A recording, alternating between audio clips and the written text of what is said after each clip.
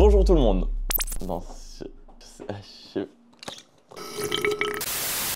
Quand j'ai voulu m'acheter mon premier écran gamer, je me suis vite posé la question de pourquoi il y a autant d'écart de prix. Pourquoi il y a des écrans gamer à 100 € comme il y en a à 500 €, voire plus de 1000 €. Et qu'est-ce que ça voulait dire aussi TN, VA, IPS, à quoi ça correspond les Hertz, qu'est-ce que ça veut dire G-Sync, FreeSync, etc., etc. Si vous êtes sur cette vidéo, je pense que vous êtes dans la même situation. On va déchiffrer ensemble tout ce qu'on peut retrouver sur une fiche technique pour savoir à quoi correspond chaque élément et savoir aussi si vous avez vraiment besoin de mettre 500 € dans un écran ou si un écran à 200 € vous suffira. On va déjà commencer par les caractéristiques les plus classiques qui vont être du coup la taille et la définition. Donc la définition, c'est tout simplement la quantité de pixels qu'on va avoir sur l'image. Par exemple 1920 par 1080p, on va avoir 1920 pixels sur la longueur de l'écran et 1080 pixels sur la largeur de l'écran. Logiquement, plus on va avoir de pixels, meilleure sera la qualité de l'image pour une même taille d'écran. La taille de l'écran se mesure en pouces, donc par exemple 24, 27, 32 pouces, et ça correspond à la taille que fera la diagonale de l'écran. Et généralement, les tailles les plus répandues vont être 24 pouces ou 27 pouces, tout dépend des préférences de chacun, de la taille du bureau et de la définition. Si on a une définition de 1920 par 1080p sur un écran 24 pouces, on aura une meilleure qualité d'image que si on a une définition de 1920 par 1080 sur un écran 27 pouces. Pourquoi? Parce qu'on va avoir la même quantité de pixels sur une plus grande surface, et donc les pixels seront plus gros et on les verra beaucoup mieux. Et c'est là qu'entre en jeu la résolution. À ne pas confondre avec la définition, ce qu'on confond très souvent, où ça va être la densité de pixels par pouce, mesurée en PPP, pixels par pouce.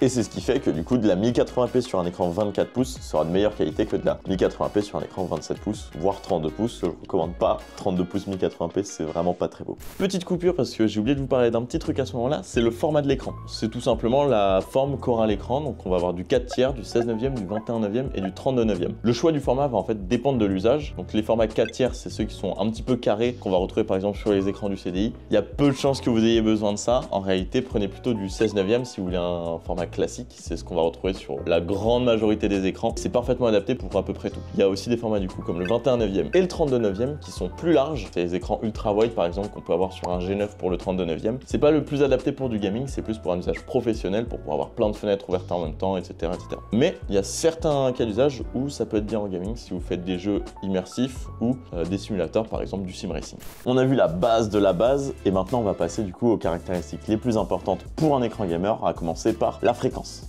La fréquence exprimée en Hertz ou Hz, ça correspond au nombre de fois où l'écran va se rafraîchir à chaque seconde. Par exemple, un écran 144 Hz va se rafraîchir 144 fois par seconde, 165 Hz, 165 fois par seconde, etc., etc. Mais du coup, est-ce que c'est pas un petit peu comme les FPS? Pas vraiment. En fait, les FPS ou frames per seconde, donc les images par seconde, ça correspond à la quantité d'images que la carte graphique va envoyer. Si vous jouez un minimum aux jeux vidéo, vous avez dû remarquer que vous n'avez pas toujours le même nombre d'FPS. Sur Cyberpunk, vous allez avoir beaucoup moins d'FPS que sur Minecraft par exemple. Et même dans un seul jeu, si vous êtes sur Fortnite en mode créatif et que vous regardez le ciel, vous allez avoir beaucoup plus d'FPS que si vous êtes toujours sur Fortnite, mais cette fois-ci en mode Battle Royale, en fin de zone, en but de fight avec 4 autres personnes. La fréquence, elle va rester toujours la même, c'est-à-dire que ton écran 144 Hz, que tu sois sur le bureau, que tu sois sur Cyberpunk, que tu sois sur Minecraft, que tu sois sur YouTube, peu importe, ton écran 144 Hz se rafraîchira toujours 144 fois par seconde, alors que les FPS envoyés par ta carte graphique, ceux-là ils vont varier selon ton utilisation. Si tu fais tourner Cyberpunk en ultra, ce sera un petit peu plus gourmand et tu auras un petit peu moins d'FPS. Le fait qu'il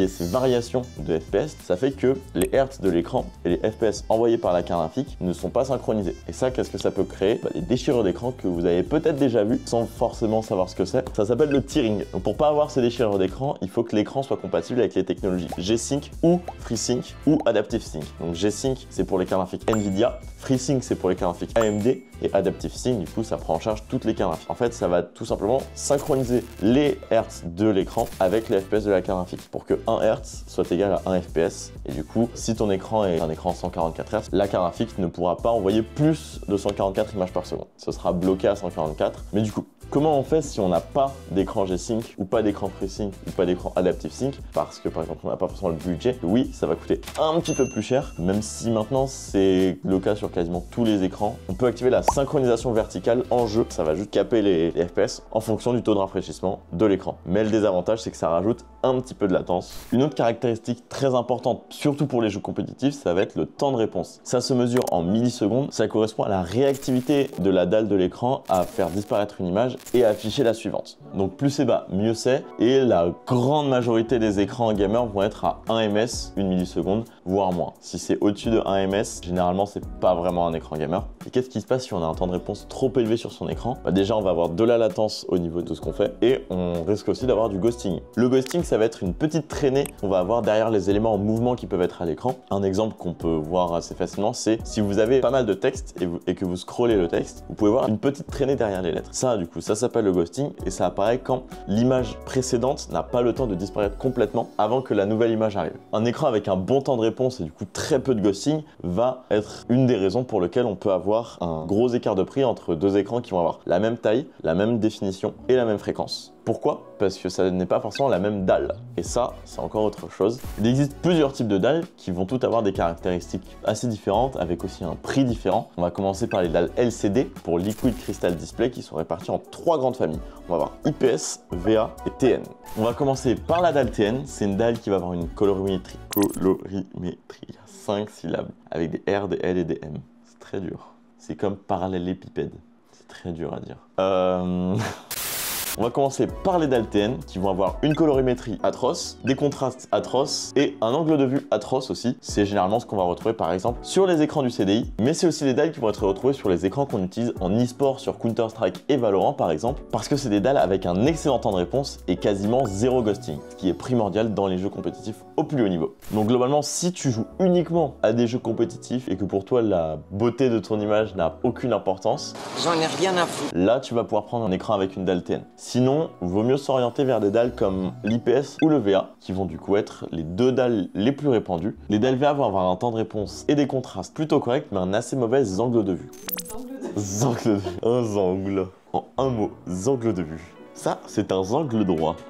La dalle VA va avoir un bon contraste avec un bon temps de réponse, mais un assez mauvais angle de vue. Par contre, ça va être une dalle assez abordable qui va convenir parfaitement aux gens qui veulent faire du multigaming sans trop se ruiner. Si on a un petit peu plus de budget, par contre, on peut s'orienter vers les dalles IPS qui vont avoir de meilleurs contrastes, une meilleure colorimétrie, un meilleur temps de réponse et un meilleur angle de vue. C'est globalement des dalles VR en un petit peu mieux, mais un petit peu plus cher. Et il nous reste du coup les dalles OLED qui vont être les meilleures dans toutes les catégories, avec les meilleurs contrastes puisque les noirs sont vraiment noirs comme les pixels sont éteints, la meilleure colorimétrie, le meilleur angle de vue et aussi le meilleur temps de réponse. Par contre, ça va coûter très cher, c'est-à-dire qu'on atteint très vite les 700 € pour un écran Quad HD 27 pouces 240 Hz, là où on en aurait plus dans les 300 € pour une dalle IPS par exemple. On a globalement fait le tour de ce qu'il y a à savoir quand on choisit un écran gamer. Il reste encore quelques petits détails comme par exemple l'HDR pour High Dynamic Range qui va permettre d'avoir une plage de couleurs plus étendue, donc une meilleure colorimétrie, ou encore les compatibilités VESA si vous voulez mettre votre écran sur un bras comme celui qui est juste ici. Mais ça, quasiment tous les écrans sont compatibles maintenant. J'espère que cette vidéo t'aura appris quelque chose et que tu ne seras plus perdu face à les fiches techniques d'un écran. Je rappelle que ça concerne surtout les écrans pour le gaming, c'est-à-dire que si tu fais du graphisme, du montage, de la photo, ce sera pas forcément les mêmes caractéristiques que tu vas rechercher. Un écran 240 Hz pour du montage vidéo, ça me sert à rien. Si quelque chose n'a pas été très clair, n'hésitez pas à poser une question en commentaire, à liker, partager, vous abonner et je vous dis à la prochaine.